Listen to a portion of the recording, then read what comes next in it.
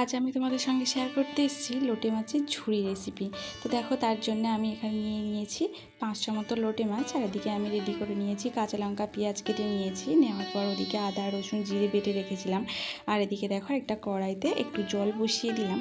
আর জলটা একটু ফুটে গেলে লোটে মাছগুলো, যে নুন হলুদ মাখিয়ে রেখেছিলাম লোটে মাছগুলো, সেগুলোই কিন্তু জলের মধ্যে দিয়ে দেব। আর ওই 5 থেকে 7 মিনিট মতো ফুটে উঠলেই দেখবে মাছগুলো না একদম নরম হয়ে যায়। এগুলো বেশি নরম হলে আবার ঘেটে যাবে। তো ওই 5-7 মিনিট মতো এটা রাখার পরে একদম নরম হয়ে গেছিলো। তো সেই মাছটাই নামিয়ে একটা একটা চুপড়িতে নিয়ে জলটা ভালো করে ঝরিয়ে নেব। আর এতে জল থাকলে না ভালো লাগে না, ওই জন্য জলটা ভালো করে ঝরিয়ে নিয়ে একটা ভালো পাত্রে পরিষ্কার করে ঢেলে নেব। নেওয়ার পরে কাঁটাগুলো বেছে বেছে সব ফেলে দেবো, দিয়ে মাছগুলো আলাদা করে নেব।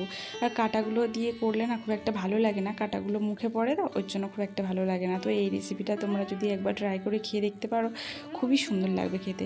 তো যাই হোক, সবগুলো কিন্তু কাটা বেছে রেডি করে নিয়েছি। নিয়ে এদিকে কড়াইতে সাদা তেল দিয়ে এখানে একটু সাদা জিরে ফোড়ন দিয়ে নিয়েছি। সাদা জিরে ফোড়ন দেওয়ার পর এদিকে নিয়েছি একটু পেঁয়াজ, একটা মাঝারি সাইজের না, একটা মোটামুটি বড় সাইজের পেঁয়াজ, আর একটা 3টে কাঁচা লঙ্কা নিয়েছি। নিয়ে এদিকে দেখো, তেলের উপর দিয়ে ভালো করে পেঁয়াজটাকে ভাজা ভাজা করার পর একটু নুন দিয়ে নিলাম। আর তারপর একটু হলুদ দিয়ে নিলাম।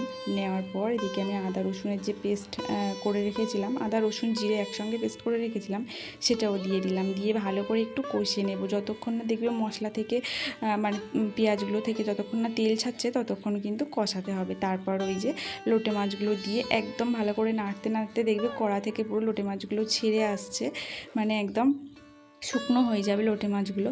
তো তারপর একটু গরম মশলা দিয়ে ঢেলে নেব আমি। আর এই রেসিপিটা খেতে এতটাই টেস্টি হয় যে তোমার গরম গরম ভাতের সঙ্গে খেলে তোমার একতলা ভাত শুধু এই লোটে মাছের তরকারি দিয়েই উঠে যাবে। তো আজ রেসিপিটা কেমন লাগলো অবশ্যই জানিও। সবাই খুব ভালো থেকো।